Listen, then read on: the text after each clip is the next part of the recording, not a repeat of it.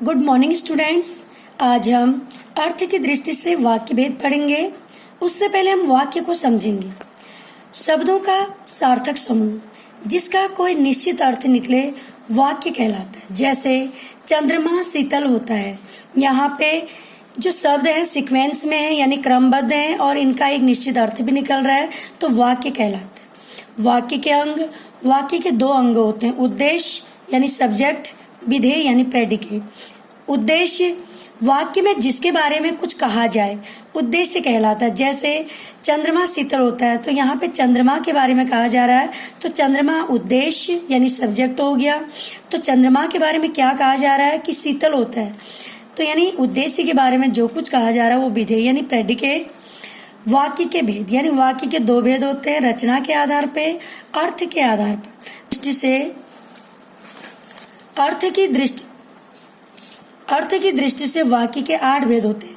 सबसे पहले है विधानवाचक वाक्य। विधानवाचक वाक्य में किसी व्यक्ति, वस्तु अथवा स्थिति के विषय में कही गई सामान्य बात, यानी जहाँ पे क्रिया के होने का सामान्य रूप से बोध हो तो वहाँ पे विधानवाचक वाक्य होगा। जैसे चंद्रमा चमचमाता है, धूप में बड़ी गर्मी है, बादल बरसते हैं, मुझे बाजार जाना है। यानी विधानवाचक वाक्य में एक ही उद्देश्य होता है और एक ही विधेय होता है और सामान्य रूप से एक क्रिया के होने का बोध होता है। दूसरा है निषेधवाचक वाक्य, यानी जहाँ पे क्रिया के ना होने का बोध हो, निषेधवाचक वाक्य कहलाता है, यानी नेगेटिव सेंटेंस। जैसे मैं नहीं जा सकूंगा, वह आज पढ़ने नहीं आएगा, रमेंद्र काम नहीं करता। तीसरा है आज्ञावाचक वाक्य, यानी जहाँ पर हमें किसी काम के लिए किसी को ऑर्डर दिया जाता है तो वहाँ पर उसे आज्ञावाचक वाक्य कहते हैं। जैसे यहाँ मत रुकिए, यानी यहाँ पे ऑर्डर दिया जा रहा है काम नहीं रुकने के लिए। उधर शोर मत कीजिए, यहाँ से जाइए, उधर खड़े हो जाइए। ऐसे अगला है प्रश्नवाचक, यानी जहाँ पे प्रश्न पूछने का बोध हो तो वहाँ पे प्रश्नवाचक वाक्य होता है। जैसे आप कहाँ रहते हैं, आप क्या काम करते हैं, वह आपका मित्र कहाँ पढ़ता है, तुम्हारे पिताजी की तबीयत अब कैसी है।